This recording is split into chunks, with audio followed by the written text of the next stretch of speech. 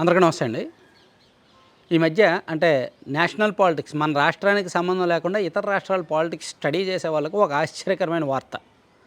కేరళలోని తిరువనంతపురంలో జరిగిన municipal corporation ఎన్నికల్లో బీజేపీ మేయర్ పీఠాన్ని కైవసం చేసుకుంది. 101 స్థానాలకు గాను 50 స్థానాలు బీజేపీ చేతుల్లోకి వచ్చాయి. మరో కొన్ని స్థానాలు బీజేపీ అనుకూల వర్గాలు వాళ్ళు కైవసం చేసుకోవడంతో మేయర్ పీఠం వీళ్ళకి దక్కింది. ఆశ్చర్యకరంగా లేదు? కేరళ లాంటి రాష్ట్రంలో బీజేపీ వాళ్ళు గెలవడమా? పక్కా లెఫ్ట్ పార్టీ అది. సో లెఫ్ట్ పార్టీ అధికారంలో ఉన్న రాష్ట్రంలో లెఫ్ట్ పార్టీల తర్వాత అక్కడ బలంగా ఉండేది కాంగ్రెస్. అసలు బీజేపీకి కేరళలో ఉనికే లేదు.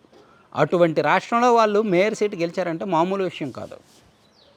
ఇక్కడ మనం 2014 తర్వాత నుంచి కూడా బీజేపీ వాళ్ళు విస్తరిస్తున్న తీరు మాట్లాడుకుంటే గంట పడుతుంది.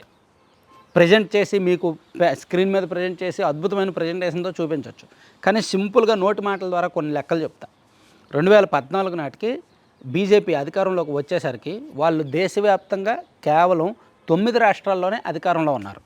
కానీ ఇప్పుడు బీజేపీ అండ్ వాళ్ళ మిత్రపక్షాలు కలిపి దేశవ్యాప్తంగా 23 రాష్ట్రాల్లో అధికారంలో ఉన్నారు. చూసారా? ఎన్డీఏ పాలిత రాష్ట్రాలు 23 ఉన్నాయి. అప్పట్లో 11. అసలు కలలో కూడా ఊహించిన రాష్ట్రాల్లో బీజేపీ వాళ్ళు అధికారంలోకి వచ్చేసారు. అసలు ఒడిశా 2014 నాటికి బీజేపీకి ఒడిశాలో ఉనికే లేదు. నాయకత్వాలు ఉన్నాయి కానీ ఉనికి లేదు. పెద్దగా వాళ్ళు అక్కడ అధికారంలోకి వస్తారని ఎవరో ఊహించి ఉండరు. కానీ వన్స్ బీజేపీ సెంట్రల్లో గెలిచిన తర్వాత వాళ్ళ ఫోకస్ ఏ లెవెల్లో ఉంటుంది అనడానికి వాళ్ళు విస్తరిస్తున్న తీరు చూడండి. 2014 తర్వాత 2014లో ఒడిశాలో బీజేపీ ఓడిపోయింది. 2019లో ఓడిపోయింది. 2024లో ఒడిశాలో బీజేపీ అధికారంలోకి వచ్చింది.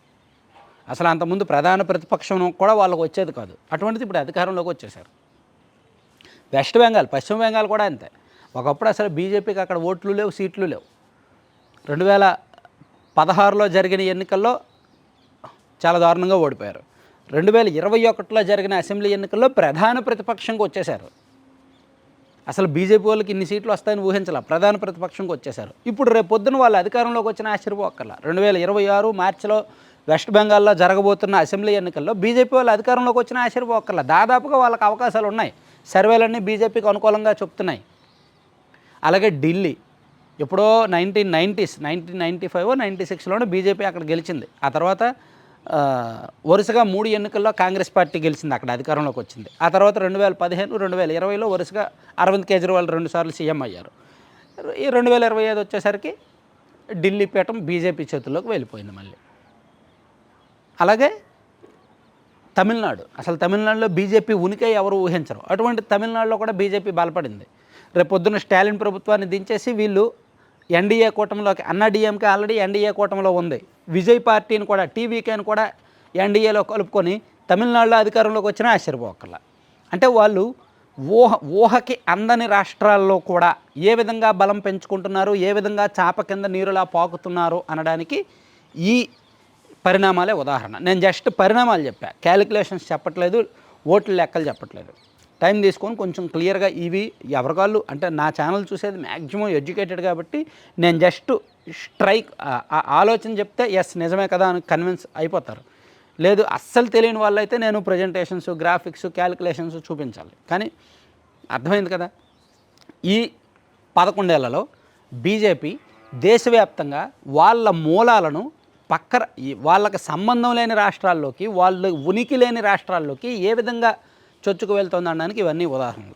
సో ఇప్పుడు ఉన్న అంచనాల ప్రకారం 2026 ఫిబ్రవరి మార్చిలో జరగబోతున్న వెస్ట్ బెంగాల్, పశ్చిమ బెంగాల్ అండ్ తమిళనాడు రాష్ట్రాల ఎన్నికల్లో బీజేపీ అధికారంలోకి వచ్చినా ఆశ్చర్యపోకర్లా. వెస్ట్ బెంగాల్లో దాదాపుగా వాళ్ళే గెలుస్తారు, 90% కన్ఫర్ము.